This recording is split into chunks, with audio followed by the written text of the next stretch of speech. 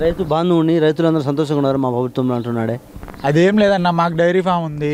గత ప్రభుత్వంలో మాకు సబ్సిడీ కింద టీఎంఆర్ కానీ, సైలేజ్ కానీ, డిప్పు పైపులు కానీ వగేరా వగేరా అన్నీ వచ్చేటి. ఒక మెడిసిన్ కానీ పశువులకు. ఇప్పుడైతే ఏం రావట్లా, ఏదో వెహికల్ అని పెట్టిండు కానీ పశువుల కోసం అదేం జరగట్లేదు. అసలు మెడిసిన్స్ లేవు, అసలు పర్టికులర్ ఫస్ట్ ఎయిడ్ మెడిసిన్స్ లేవు ఇక్కడ గవర్నమెంట్ హాస్పిటల్లో. ఒక్క సబ్సిడీతో ఒక్క దానా కూడా రావట్లే మాకు ఇంతవరకు.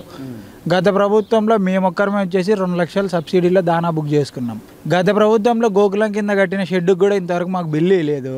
ఏం మన ఎమ్మెల్యే వచ్చి అడిగితే ఇది మంది కాదు, తెలుగుదేశం వాళ్ళది, మనకు సంబంధం లేదు అని డైరెక్ట్గా చెప్పేసి మొక్క మీదే చూస్తాం చేస్తామని కూడా చెప్పలేదు రవీంద్రనాథ్ రెడ్డి. 3,65,000 మాకు నష్టం దాని ద్వారా.